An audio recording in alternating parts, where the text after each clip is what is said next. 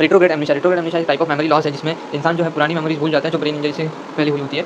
लेकिन इसमें भी एक ट्विस्ट है कि वो नई वाली मेमोरीज जो इंजरी के पहले हुई होती है वो वाली भूलते हैं, एकदम पुरानी वाली नहीं भूलते, ठीक है। तो इसमें एंटेरोग्रेड एमनेशिया भी एक चीज़ है जिसमें लोग नई मेमोरीज जो है वो बनाना ही मतलब मुश्किल हो जाता है उनके लिए, इनएबिलिटी हो जाती है ना, कि वो बना ही नहीं पाते नई मेमोरीज, ठीक है। वो एंटेरोग्रेड एमनेशिया, रेट्रोग्रेड एमनेशिया मतलब जो पुरानी वाली मेमोरीज है ब्रेन इंजरी से पहले वो भूल जाना, लेकिन एकदम पुरानी वाली नहीं, जो इंजरीज के जस्ट पहले हुई है वो वाली, ठीक है। क्योंकि वो टेम्पोरल ग्रेडियंट की वजह से होता है, वो हम आगे देखेंगे।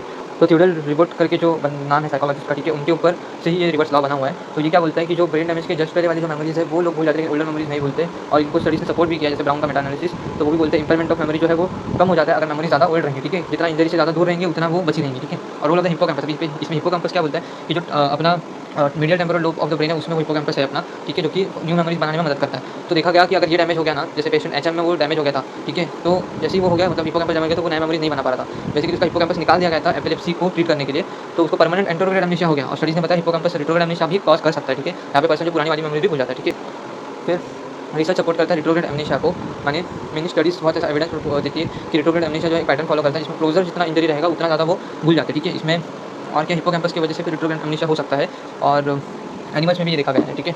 फिर ये 13 कंट्रोल स्टडीज बाय स्क्वायर जो है वो भी थ्योरी को सपोर्ट करता है, रिसर्च को सपोर्ट करता है, ठीक है। फिर temporal gradient of memory loss क्या है, मैंने टेम्पोरल ग्रेडियंट हमने पहले देखा था, उसमें क्या होता है कि जो मेमोरीज कंसोलिडेटेड नहीं होती है ना, वो वाली मेमोरीज ज़्यादा लोग भूलते हैं, मतलब जो इंजरी के एकदम क्लोज होती है वो वाली ज़्यादा भूलते रहते हैं, एकदम पुरानी वाली कंसोलिडेटेड होती है। अब कंसोलिडेशन मतलब क्या, कि वो एक प्रोसेस है जिसमें हिप्पोकैम्पस जो है अपना जो लॉन्ग टर्म मेमोरी में बैठाने के लिए जो मेमोरीज है उसको कंसोलिडेट करता है ना, मतलब क्या करता है कि वो स्टोर करता है ऐसा कि जो हमेशा याद रहे, मतलब प्रोसेस कंसोलिडेशन मतलब कि वो अपने दिमाग में एकदम स्टोर हो जाता है, ठीक है। तो जितना ज़्यादा कंसोलिडेट रहेगा उतना भूलना मुश्किल है, और कंसोलिडेट नहीं रहेगा तो फिर हिप्पोकैम्पस को कंसोलिडेट नहीं कर पाया अगर तो हम वो भूल जाते हैं, ठीक है। फिर एग्जांपल अगर अपन इसके देखेंगे रियल लाइफ में, तो रेट्रोग्रेड एमनेशिया में क्या होता है कि हम लोग पर्सनल मेमोरी जैसे नेम्स, इवेंट्स, ये सारी चीज़ें एक्सपीरियंसेस हम लोग भूल जाते हैं, लेकिन जो पुरानी एकदम मेमोरी जैसे चाइल्डहुड की अपन एक्सपीरियंस कुछ किए तो वो उसमें याद रहता है रेट्रोग्रेड एमनेशिया में, ठीक है। तो ये डिफरेंस है कि शॉर्ट टर्म में जो अभी हमारी नई मेमोरीज है या फिर बनने वाली या फिर बनी हुई, ठीक है, एकदम नई इंजरी के क्लोज वाली वो भूल जाते हैं, लेकिन जो एकदम स्टेबल मेमोरीज है वो कंसोलिडेशन हो चुका है जिनका, वो हम नहीं भूलते, ठीक है।